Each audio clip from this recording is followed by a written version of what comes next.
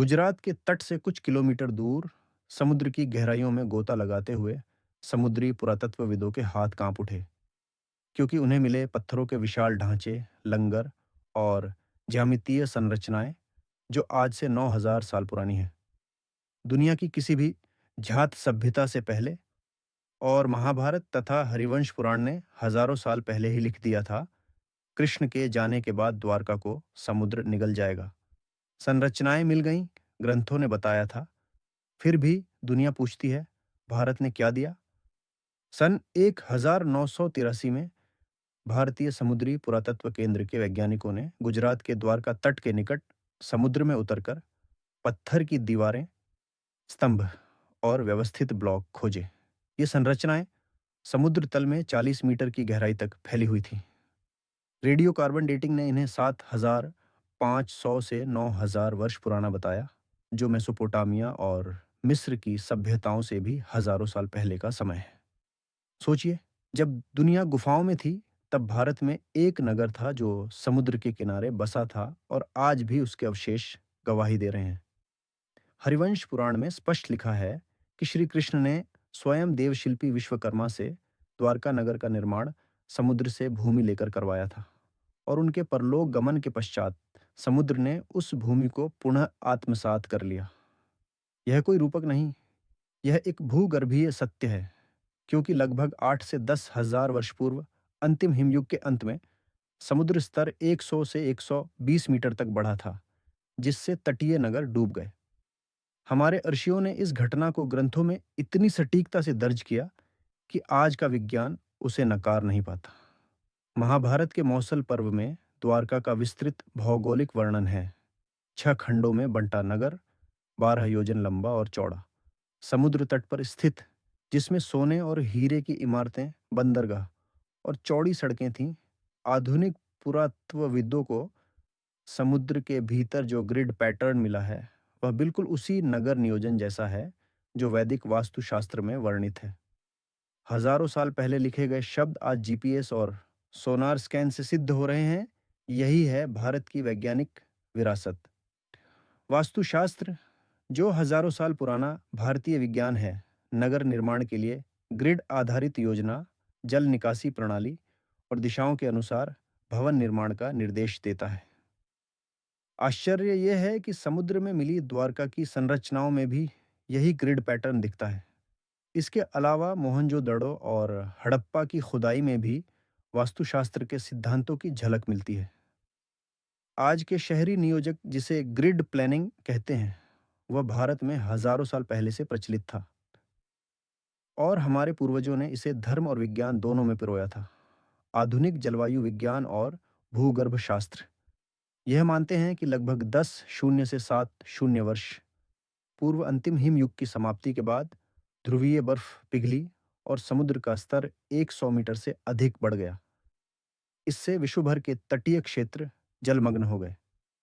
भारत के पश्चिमी तट पर, जहां आज द्वारका है, वहां की भूमि उस समय समुद्र तल से ऊंची थी।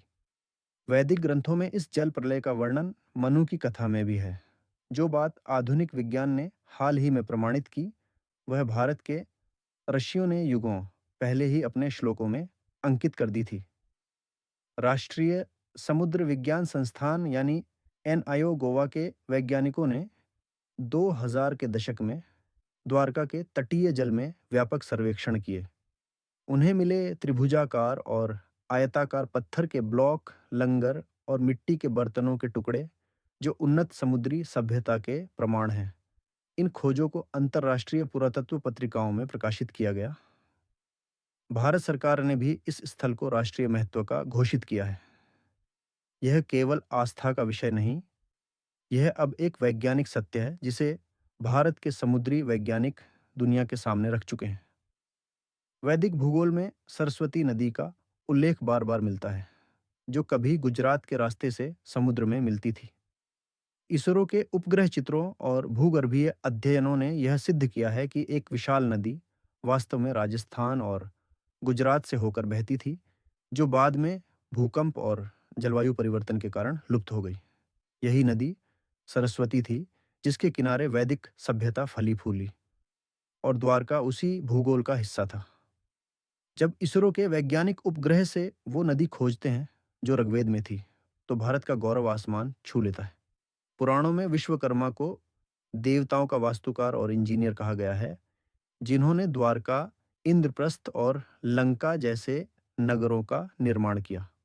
कुछ लोग इसे कल्पना कहते हैं, लेकिन जब समुद्र में उन्नत ज्यामितीय संरचनाएं मिलती हैं, जो बिना आधुनिक यंत्रों के बनाना असंभव लगता है, तो प्रश्न उठता है, क्या भारत के पास उस समय ऐसी तकनीक थी जिसे हम आज समझ नहीं पाते? शिल्प शास्त्र और मंसार जैसे प्राचीन भारतीय ग्रंथों में निर्माण की ऐसी तकनीकें हैं जिन पर आज के इंजीनियर भी शोध कर रहे हैं। महाभारत में वर्णित खगोलीय घटनाओं जैसे ग्रहों की विशेष स्थिति, सूर्य चंद्र ग्रहण का विश्लेषण करके कई खगोल शास्त्रियों ने कंप्यूटर सॉफ्टवेयर से यह निर्धारित किया है कि महाभारत काल लगभग 3100 ईसा पूर्व के आसपास था। यह भी द्वारका की उस पुरानी बसावट से मेल खाता है जो हजारों साल पहले बाढ़ में डूबी और फिर पुनः बसाई गई। भारतीय ज्योतिष शास्त्र न केवल धार्मिक अनुष्ठान का साधन था, बल्कि यह एक सटीक खगोलीय कैलेंडर था, जिसकी मदद से आज हम अपने इतिहास की तारीखें निकाल सकते हैं। अमेरिकी भूविज्ञानी और लेखक ग्राहम हैनकॉक सहित कई अंतर्राष्ट्रीय शोधकर्ताओं ने माना है कि भारत का पश्चिमी तट और खासकर कैम्बे की खाड़ी में मिले अवशेष संकेत देते हैं कि यहाँ एक उन्नत तटीय सभ्यता थी जो हिमयुग के अंत में समुद्र में समा गई। यह सभ्यता सुमेर या मिस्र से पुरानी थी और भारत के ग्रंथों ने उस सभ्यता की स्मृति को कभी मरने नहीं दिया, न बाढ़ से, न आक्रमण से, न उपेक्षा से। आज जब पूरी दुनिया उस सभ्यता के प्रमाण ढूंढ रही है, भारत का हर बच्चा उस सभ्यता का वारिस है। अगर आपको लगता है कि हर भारतीय को अपनी असली विरासत जाननी चाहिए, तो यह वीडियो अभी उस दोस्त या रिश्तेदार को भेजिए जो सोचता है कि भारत ने दुनिया को कुछ नहीं दिया। ज्ञान ज्वाला को सब्सक्राइब करें और घंटी दबाएं, क्योंकि अगला सच और भी चौंकाने वाला। शाह